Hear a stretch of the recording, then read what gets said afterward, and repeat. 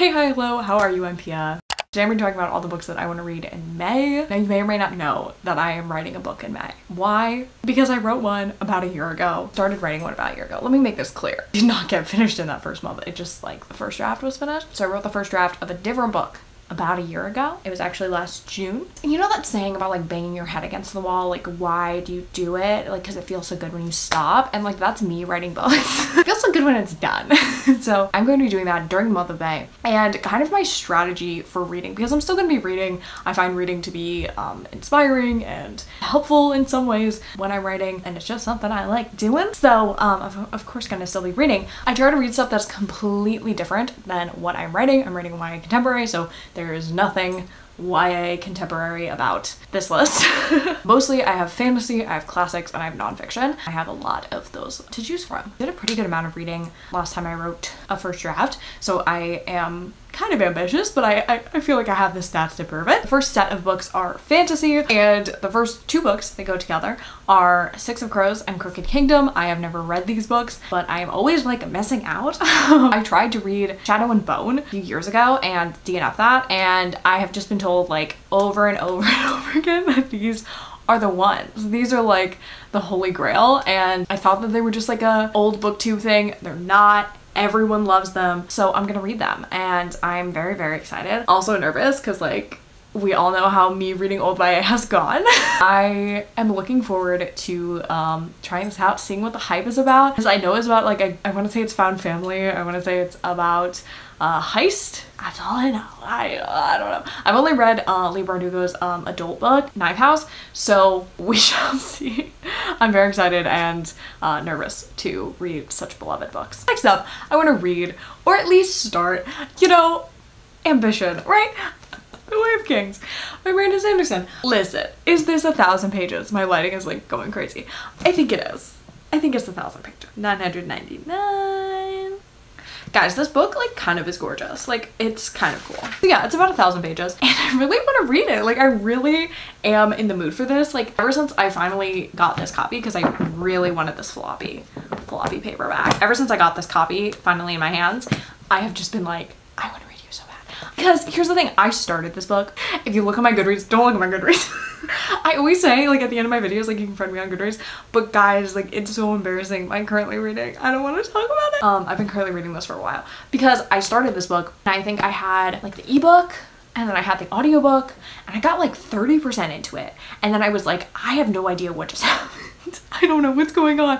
So I was like, I just need the book because I was liking it. But then I was like trying to summarize it to someone and I was like, the math isn't mathing, you know? So it's not happening. So I'm hoping that like with physically reading it and the audiobook, which I already have, that will be a more like immersive experience and I will actually like grasp what's going on. That's how I like to read in general. It's like if I can have the audiobook and the physical book, it's like one of my favorite things because then I don't get distracted. I don't know if I'll finish this book. I do remember I read the first like 30% really fast in like a sitting, so I anticipate it going that fast, but I'm not like gonna put pressure on myself to finish a giant book while I'm also trying to write a much smaller book.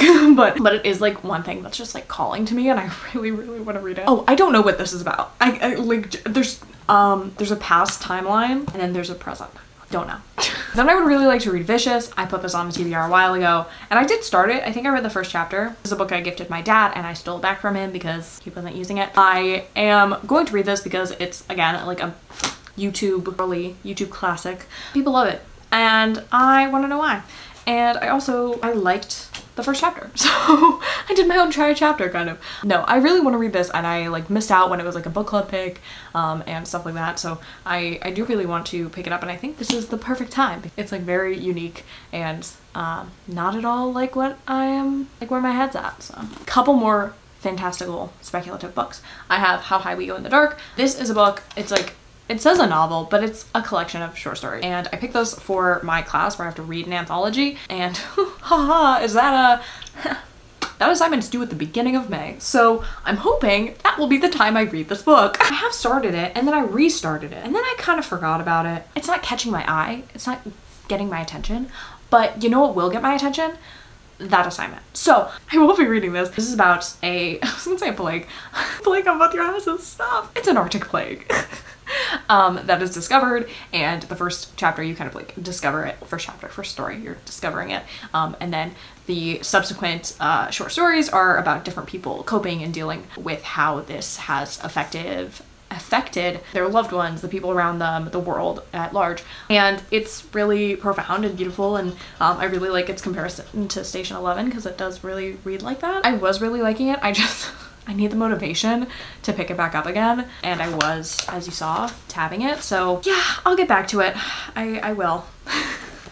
I will. And the last fantasy book I have here is The Other Side of the Sky. This is a really random one. It's by Amy Kaufman and Megan Spindler. This is YA, and I picked this up like a year or two ago on a whim. I'm sure it was cheap. I'm sure that's why I bought it. But I did a thing a little while ago where I'm always like in the middle of the night, like when I'm like going to sleep, if I finish an audiobook, I want to be listening to an audiobook while I go to sleep. So I'll just like look for a new one. And I did a thing where I like tried a bunch of audiobooks that were available through my library. And this was one that I really liked. And I was like, oh, I could really see myself listening to this and or physically reading it. Hopefully physically reading it since I have the book. But this is about a goddess and a prince and two worlds, and they're trying to save them, and it's blurbed by Laini Taylor. So sign me up. Yeah, I love this cover. And I liked the little sampling of the audiobook I listened to. So then I have some classics. I've also been in a really big classics mood. I don't know what this is about. Like, I don't know. I'm going to London this summer, and I think there's something about that I'm like getting in my feels about reading classics. But anyway, I have a couple here that I have on my shelf, so I want to read. First is The Waves. I need to read this book. I have been in the middle of this for so long. It needs to get read. I love Virginia Woolf. I liked this book. It was very confusing, and like it's a lot. There's like 7 different characters, I want to say. 6. I was close. There's 6 different characters. You don't really know who's talking when they're talking. They're each like telling stories. It's all like kind of dialogue, but it's just like them talking. It's a lot, and it's very confusing, but it's really interesting, and I don't know. I need to get back to it. I'm gonna probably restart it because what I do all the time. I'm like, I don't even know why I like don't finish books at this point, because I always end up restarting them, and I'm like, why'd I get halfway through and then stop? It's a problem for another day. I will finally read this because I want to pick up a classic, and now that like especially now that I have it here in Boston, I'm like, this is the time, even though I'm literally gonna be going back home this month. I just realized that. Anyway, since I'm in a classics mood, I think this is definitely going to be one that I pick up sooner rather than later, since I've already freaking started it. Another classic that I have that I would like to maybe pick up this month. This Side of Paradise by F. Scott Fitzgerald. That is such a tongue twister. Mr. Fitz, like, come on. Every time I say that, I think I'm Pretty Little Liars. This Side of Paradise is, if the Roaring 20s are remembered as the era of flaming youth, it was F. Scott Fitzgerald who lit the fire. This one I know is like semi-autobiographical about his time at Princeton, and I believe it also is about like his career in New York City, and I just kind of love the way he writes about like pretension and especially like the pretentious people of like the East Coast and like those particular cities. Like I think he really nails, at least like in Gatsby, I really loved that, the like grittiness of it. The story traces the early life of Amory Blaine from the end of prep school through Princeton University to the start of an uncertain career at New York City. Sounds fun. I'm very excited. Like I said, I'm in a classics mood. This is like exactly the vibe that I want right now, like the 20s, like glitz, glamour, and I'm just picturing like Leo DiCaprio's like, you know, that's what I want right now. So I don't know what that has to do with anything. I don't even know where I got this copy, to be honest. But and then the last couple of books are craft books that I want to pick up. One is called Why I Don't Write. I'm not really gonna explain these books. This one's called Why I Don't Write. I think it was recommended to me by someone. I can't remember who. Like it really could be as random as like a server in a restaurant, but I don't recall. I like reading writing books when I'm reading. Jesus Christ. I like reading books about writing while I am in the process of writing, or just like in general. And then the other writing book that I want to read is called Novelist as a Vocation. This is Murakami's like only book on craft, but it's like also his like second nonfiction, and I read his book about running earlier this year. Time flies. Earlier this year, and really enjoyed like what he had to say about running, especially as it relates to writing. So I think reading a whole book about writing by him seems like that makes sense. He's also like a prolific, like everyone knows him, like he's a pretty prolific novelist. So I would be really interested to read more about his process and what he has to say about writing. So those are all the books I hope to read in May. We will read more, less, the same. I might be doing reading vlogs in May. We'll see how it goes, but I will for sure be documenting my experience drafting my book as always. So I hope you stay tuned for that. And yeah, let me know what you're planning on reading in May if you have like a very specific mood that you're into. Mine is right now is nonfiction, craft books, classics, and fantasy for whatever reason. But if you're in a specific mood and you're like, I really want to read this book, let me know. And with that being said, make sure to like, comment, subscribe, do all the things, and I will see you in my next video.